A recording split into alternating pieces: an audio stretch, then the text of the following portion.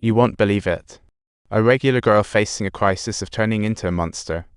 She sneaked into the forest for an early lead in a survival game. Amy returned to find the Birdman confidently practicing flying. To win the Birdman's heart, Amy pulled fish from her backpack, grabbing his attention, and a culinary exchange ensued. My mom had quite a significant tumble here. It was really quite bad. Amy, and what's your name? Fix. That's a special name, maybe a bit forgetful. I'm not your mom's friend, but I want to bring info.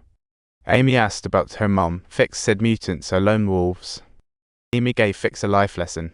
Flying isn't a joke. If you can't fly, it's practically suicide. She took Fix to enjoy the lakeside view and even fished out some branches. Turns out, practicing flying by the lake is way better than on a slope. Fix felt deeply grateful, thinking that coming here was indeed an absolutely brilliant idea. Amy once again lost control on her bike, feeling like she didn't need it anymore, not when she's starting to turn into an animal.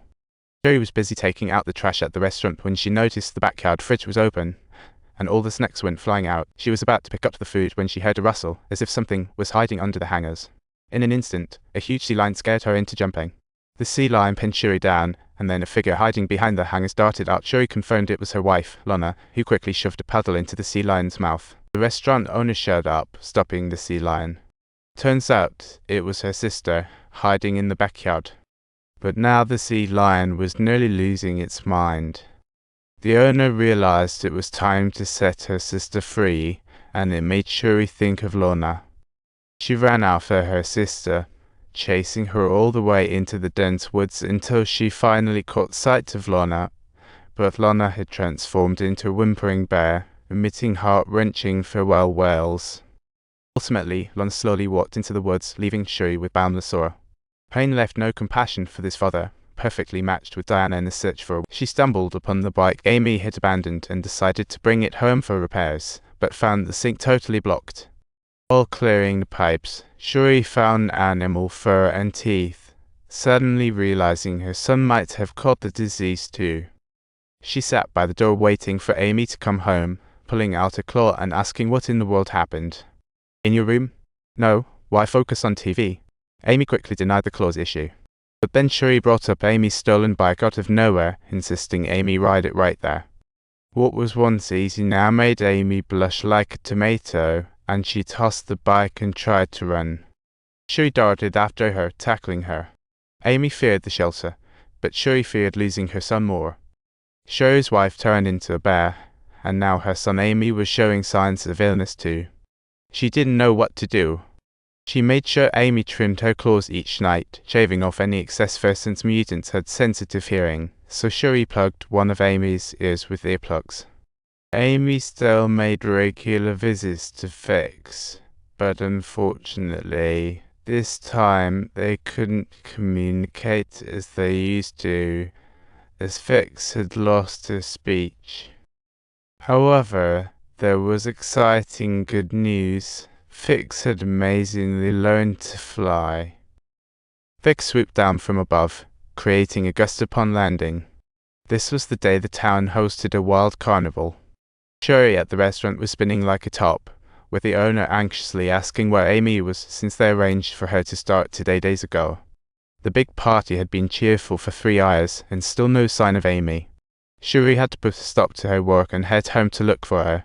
Shuri found Amy and suddenly noticed with great surprise that she hadn't trimmed her nails as they had previously agreed, prompting him to immediately question her. Amy sank her teeth into Shuri's shoulder, and Shuri panicked her son might lose it, quickly holding her sister's neck. The chilling metal of the sisters calmed Amy down, ready to trim his claws. She had always told her son how to do things, but never thought about the life he actually wanted. Amy realized what life he desired. The previous argument made Franz realize this as well. He decided to let his son choose for himself. After a moment of hesitation, Franz set down the scissors, letting his son chase after his dreams. Amy left his father and found his classmate Rita, who was his best friend. They often played together, and Amy had even visited Rita's house, even making his father think Rita was his girlfriend. Seeing Amy's sadness, Rita took him away from the noisy crowd to the cornfield, where they could finally be honest. This was Amy's first taste of forbidden fruit. His fur kept growing longer as if sprouting a mutated seed. Anyone could tell he was sick. In their intimacy, they completely failed to notice a third person lurking, who witnessed everything and uncovered Amy's sickness. As Amy and Rita returned to the party, this person took advantage of Amy going to the restroom, using a toy that emitted high-frequency sounds to stimulate him. This sound is simply inaudible to normal humans as it is beyond the range of human hearing, only perceptible by animals undergoing transformation or those individuals suffering from the mutation. So, what exactly are you turning into? Fix seemed to be guiding Amy in a certain direction, but hunters were relentlessly hot on their heels. Fix, soaring in the sky, was shot down by the hunters as Amy watched it all unfold. He picked up Fix, calling out to him, but it seemed Fix wasn't responding anymore. Fix initially wore a puzzled expression, realizing a moment later, but after his heavy injuries, he quickly became unreal. Hearing the hunter's footsteps grow closer, Amy dropped Fix and continued running into the depths of the woods. The hunters couldn't catch him even until midnight and finally paused. The hunters were leisurely drinking on the high bridge, utterly unaware of the impending danger. As they made their way home, while a mutated grasshopper man was silently trailing behind them, watching their every move closely. Amy hid in Fix's nest, munching on wild fruits when hungry, and sipping dew when thirsty. His features became more pronounced, wanting to chase after owls when seeing them. Amy's nimble moves and bird-catching instincts proved he was about to transform into a... One day, the woods would be his home as he explored, eager to learn everything about his future home until he discovered a mutant's footprint, leading him to a cave.